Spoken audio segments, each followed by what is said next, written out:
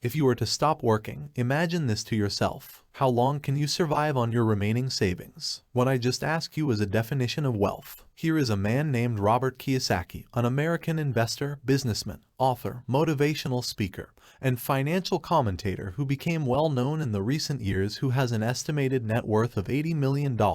Want to know something interesting? Oh, he wasn't raised in a wealthy background. In fact, his family was like most people who work but didn't have the best financial education and oftentimes struggled with money. So then how did Robert become rich today? Let's take a look as he explains in one of his bestsellers called Rich Dad Poor Dad.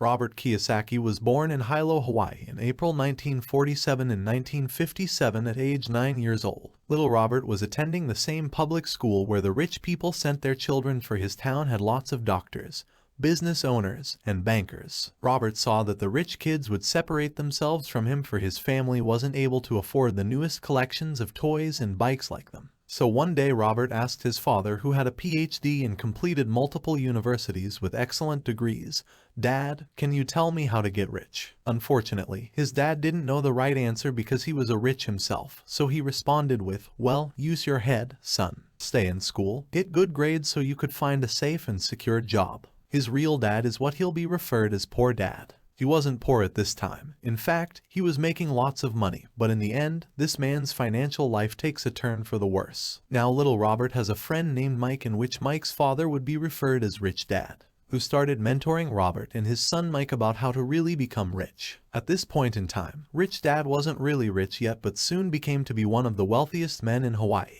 So then, what did Rich Dad teach Robert? Rich Dad poured a strong financial foundation into these kids' minds of many important principles. To start off, the first lesson you need to know is you must know the difference between an asset and a liability, and that you need to buy assets. If you want to be rich, this is all you really need to know and understand the most. You see, the rich acquire assets and the poor and middle class acquire liabilities, but sometimes they think they are assets. The primary cause of financial struggle is simply not knowing the difference between an asset and a liability.